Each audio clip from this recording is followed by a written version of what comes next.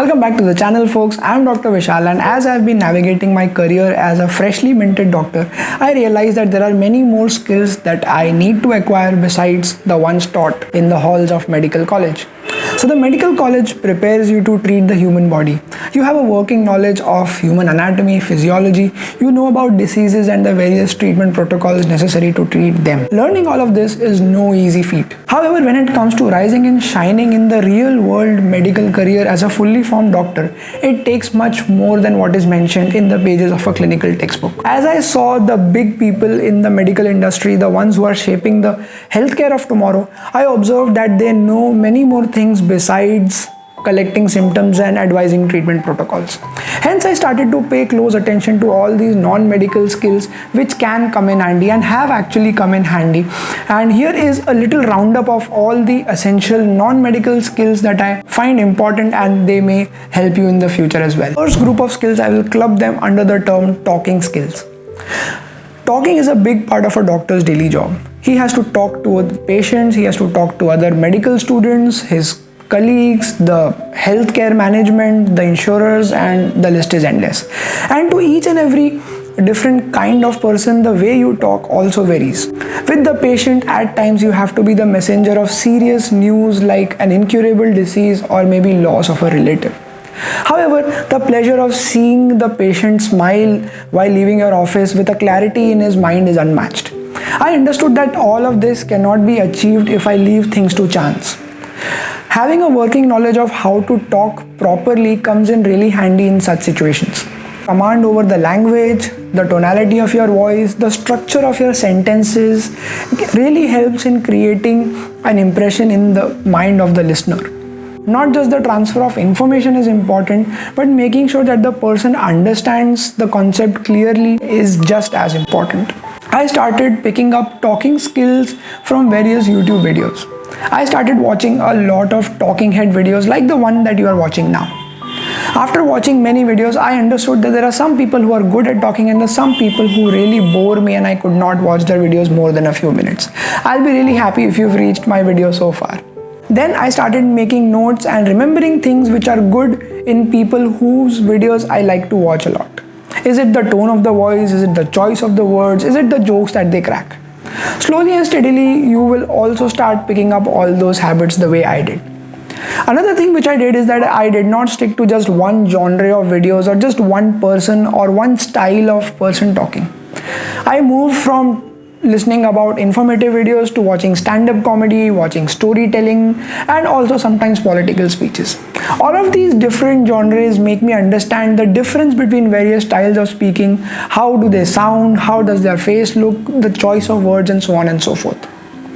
After doing that, I started practicing by making my own talking head videos. A good trick is to make these videos and listen to them when you are free.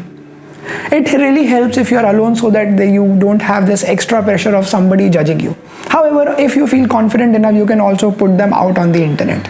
So this essentially can also become not just a hobby, but a really good way to practice public speaking. Then there are two timeless classics which I would like to recommend. One is called The Art of Public Speaking and the other one, How to Win Friends and Influence People. Both are by Dale Carnegie. If you are looking for something more recent, then I started reading the official TED Guide to Public Speaking. This is a wonderful book which is like an updated version on the art of public speaking. It takes all the information from the various nuances of TED Talk speakers. On some wonderful day, I wish to stand on that stage as well. Continuing with our discussion of the official TED Talk book, the next set of skills that I believe one should know are, I would bunch them under presentation skills. There's a fancy term in this book which is presentation literacy, which really resonated with me. Essentially, what presentation literacy means is that employing all the instruments which are necessary to create a lasting impression in somebody's mind. Like we were discussing, talking skills, it is just one of the various ways in which one can leave an impression in somebody's mind. The difference between talking to somebody and transfer of information is that when you talk to somebody, when you tell them a story, you not just pass on information, but you are also passing on an emotion. This is the difference between reading something and listening to somebody tell a story. Various other factors like your body language, the choice of clothes, the choice of your tonality, the eye contact, the way you smile. If you are giving a PowerPoint presentation, then the choice of colors, the font. If you're standing on a stage, then the light.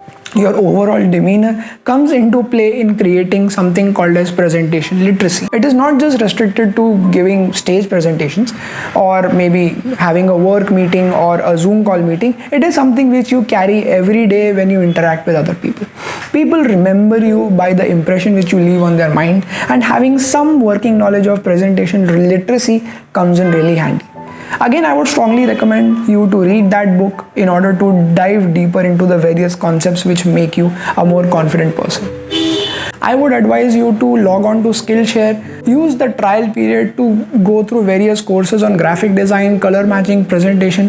In the description, you will find a list of some of my favorite courses which can help you understand how to look good on a computer, how to create a presentation or a website which looks really good, which makes people feel like it is a polished piece of well thought content and not just something which has been put together randomly and shabbily.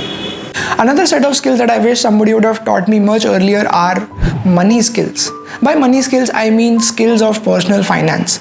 By the time a doctor starts to save enough money in order to think what to do with it, he is already in his mid-30s, sometimes even in his 40s. Starting early is the name of the game when it comes to investing and generating wealth.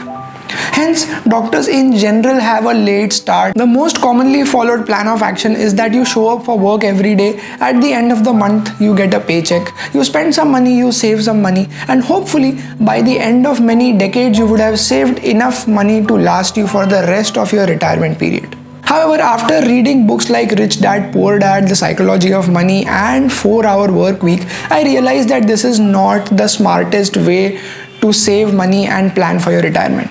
A smarter way would be to put your saved money to better use. And here comes the concept of personal finance and generating wealth. It is not just prudent to plan for your future, but having a backup plan, having alternate source of income gives you a sense of freedom. In real world terms, it can allow you to do things that you enjoy. You can take that extended vacation, you can buy that fancy car, things that make you happy, things that put more life into your years, as they say. Besides the few books that I mentioned, there are a couple of other YouTube channels that I would like to recommend. Tanmay Bhatt's channel is one of my favorites.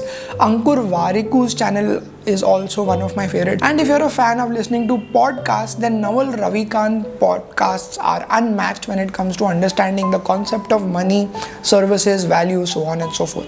A financially secure, less stressful doctor makes for a much happy, much effective doctor than a doctor who is living paycheck to paycheck and waiting for that one fine day when he will retire and enjoy everything that he dreamt of for the rest of his retirement life. Speaking of money, there's another set of skills that I've observed all of the great doctors seem to have, and that is the skills of setting up a successful business. Doctorpreneurs or doctor entrepreneurs is the new word, is the new age doctor who knows not just how to see patients but also how to create healthcare systems that can serve more and more people and also be profitable at the same time. The trouble with learning medicine in the medical college is that it is always explained, taught from a very clinical academic standpoint. Nobody ever teaches you how to make money from the skills which you have gained in the medical college. Imagine learning to code in an engineering college but having no idea that you have to create an app or a service or a product in order to earn from the coding skills that you have gained. How to negotiate a contract, how to ask for a raise in your salary, what are the things that you should know before signing a lease, how do you set up a business, what is venture capitalist, how to get funds, what is profit, what is loss, so on and so forth. So there are so many extra skills that one needs to understand in order to set up a healthcare business which provides value to more and more people. I understood this in a much better fashion when I took the edX course on entrepreneurship in developing economies. In that course, Dr. Tarun Khanna discusses a lot about what is an institutional void, how to identify what are institutional voids, and how do you fill them with your ideas and the available resources. In a nutshell, a doctor has to be not just a doctor but an entrepreneur many times over if he has to create a successful business, more so in a developing economy. Let's take example of Dr. Devi Shetty. Dr. Devi Shetty is not just a brilliant cardiac surgeon but also a brilliant businessman.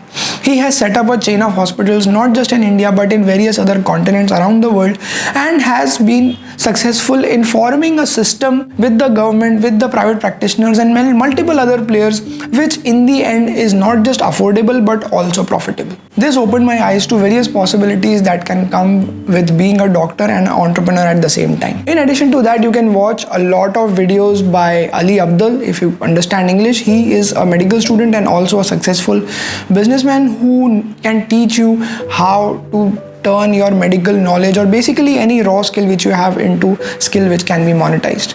Another book that I would strongly recommend which can teach you this is called E-Myth Revisited. What this book essentially tells you is how to create systems which after a point can run automatically so that you can become free and focus your attention and resources over building the next project or the next system possible.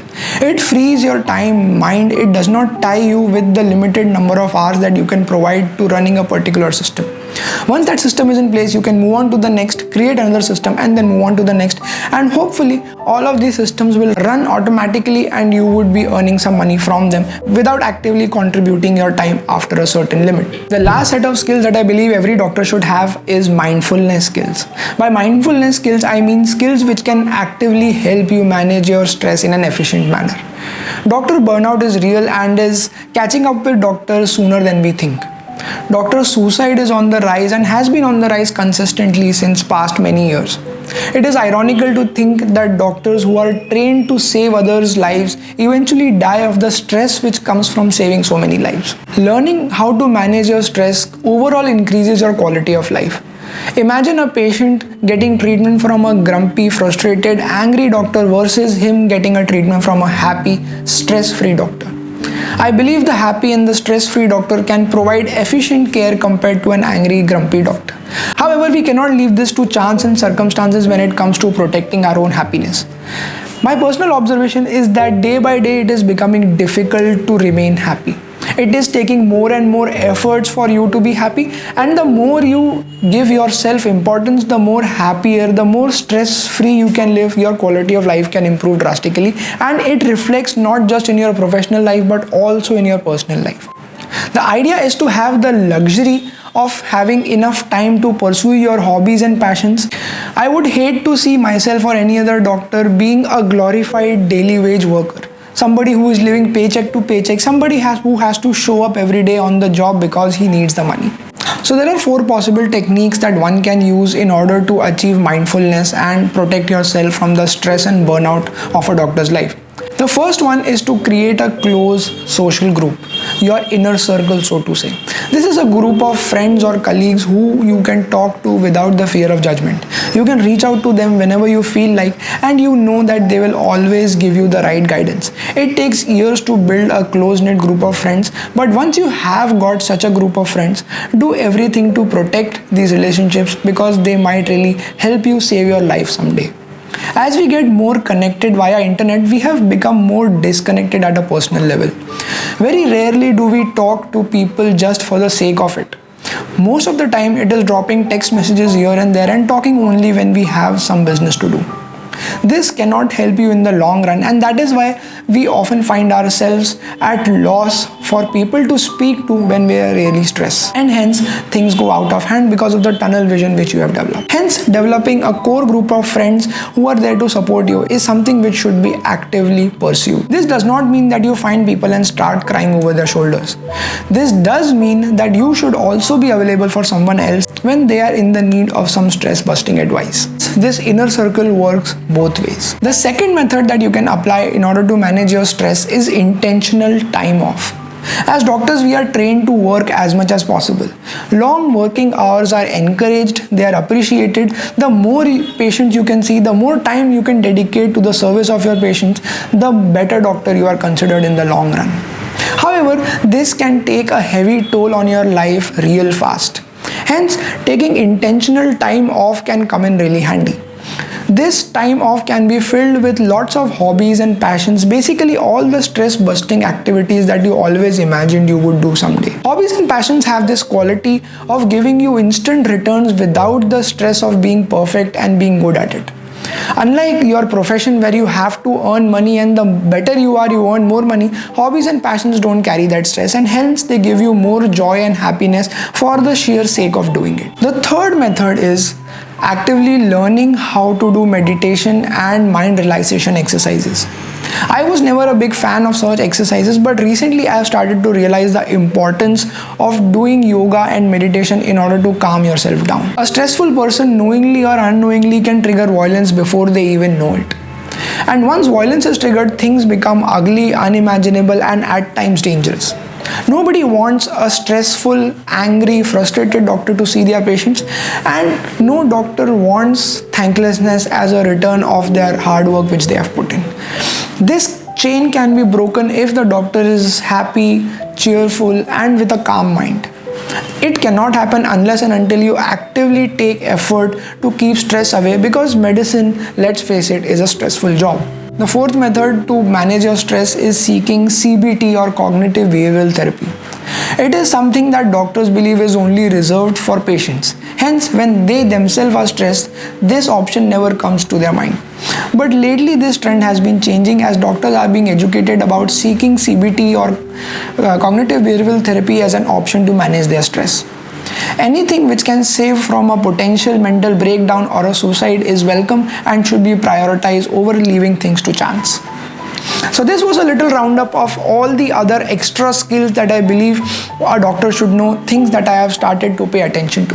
The idea is to make you a happier, more efficient doctor who has the option of taking time off and overall live a well-balanced life that you always imagine. Thank you for watching this video. Let me know your thoughts and comments down below, and if there's anything else that you would like to know from this doctor's life. I'll see you in the next video.